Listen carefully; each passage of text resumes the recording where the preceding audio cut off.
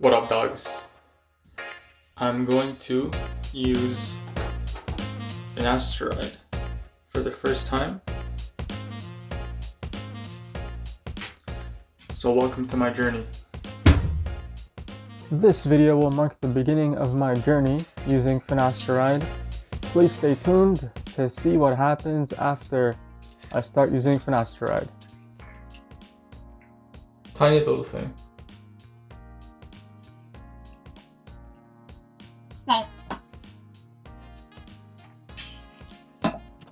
Delicious. This is what happened after I started using finasteride. But to be clear, it was totally unrelated to finasteride.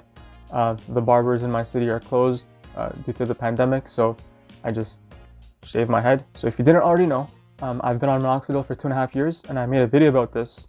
So I'll link that in the description below. I shared photos of before and after 2.5 years of using minoxidil. Overall, I'm happy with the lack of progress in balding that I had over those 2.5 years.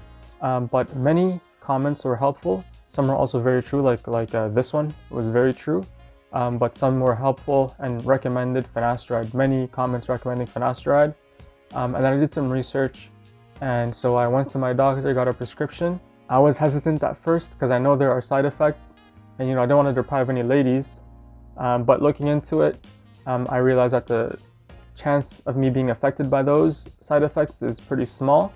And let's be real, us balding guys are incels anyway, so it doesn't make a difference. Just so you guys know what I'm going to be doing with finasteride or what to expect.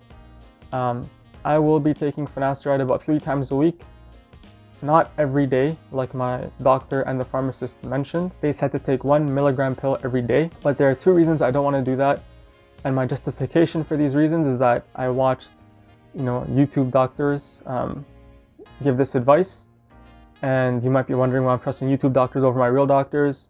Just based on the positive feedback on those videos, and also that those guys are specialists in hair. I trust their opinion about finasteride versus, my general doctor and the general pharmacist I went to. But reason number 1 is that finasteride is expensive. It cost me $145 for 3 months worth. So I'd rather extend that over a period of time. And the second reason I'm going with this dosage is because it'll minimize the likelihood of me being affected by side effects. Regardless, according to the Australian doctors on YouTube, this is a sufficient amount to have the desired effect that I want finasteride to have on me. Here's a before photo of what my scalp looked like before I started using finasteride. And yeah, it's pretty bad. I wasn't aware that my balding had progressed this far. I'm surprised because a couple months ago when I made my minoxidil video, it wasn't that bad. I'm thinking it might be the contrast between my, regular hair and my balding hair. Because my regular hair is longer, like I said, barbers are closed here. So maybe it looks just much thicker. And you might be thinking it's too late, and it might be, but I'm hoping it's not. So if you're at this stage of baldness where I'm at and considering finasteride, then perhaps you can track my progress and see if it's something that might be useful. And I shaved my head a couple days ago, so I'm hopeful because I do have hair follicles up at that very bald spot. So that's encouraging. If you can't see them, you can hear them. ASMR. But anyway, guys, stay tuned.